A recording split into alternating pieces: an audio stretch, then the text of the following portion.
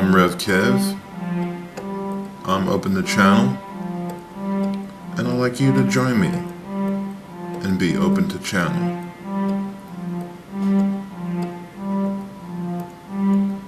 I'm here in my meditative state, floating in consciousness.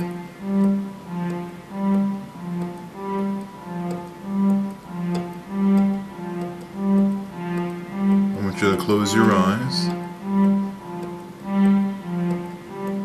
and let's get open to channel.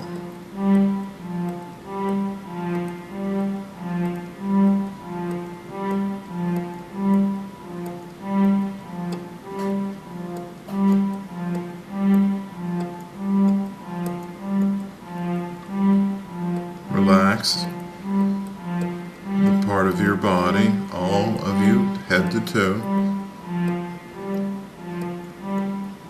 All stress is gone. Feel the tension in your shoulders fading away.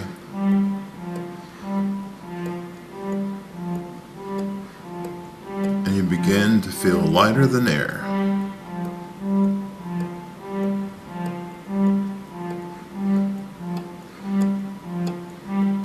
Join me in this bubble here.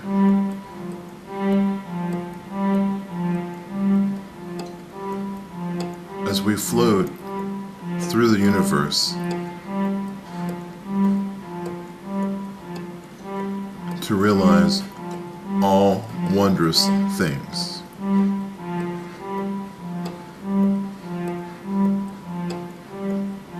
No stress, no worries.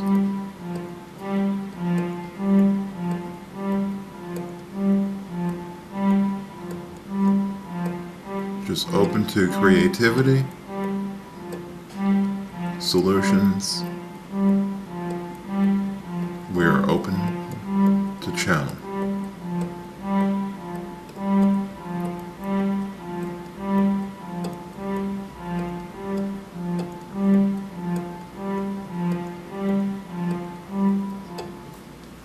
Hello, everybody.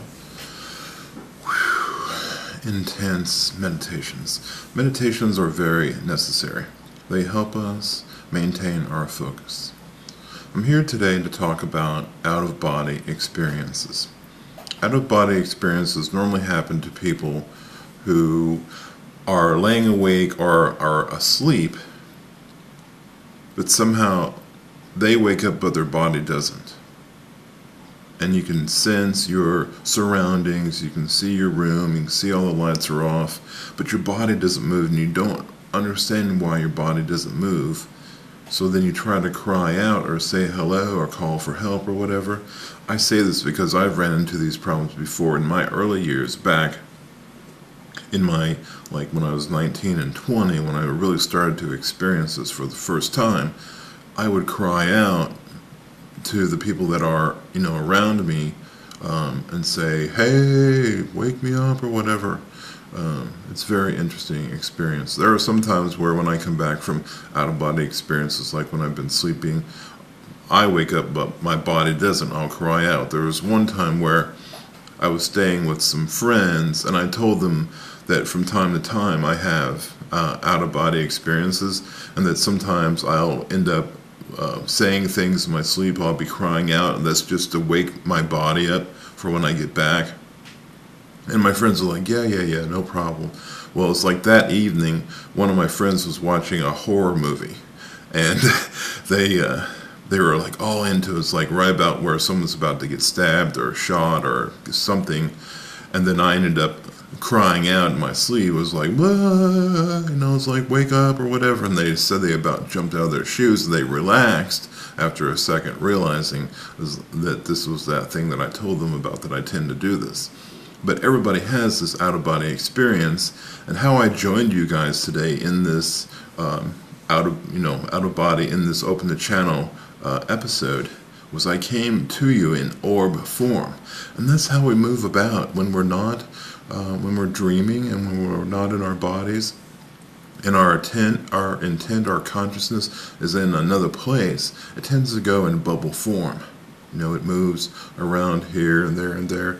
It's not really as our body, as our person. We see ourselves in consciousness as we, like float around in dream time or whatever. We see ourselves as our bodies, but really we're just in orb form. And I came into this episode in orb form to show you how we conduct ourselves, how we act, how we are in out-of-body experiences.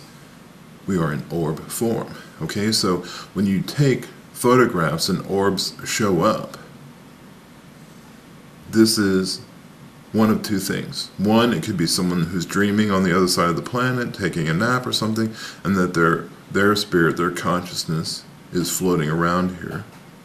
Or it could be that someone has passed away and their consciousness, no longer attached to a physical body, is floating around and hanging around with us, like grandparents who may have passed away or close friends or something.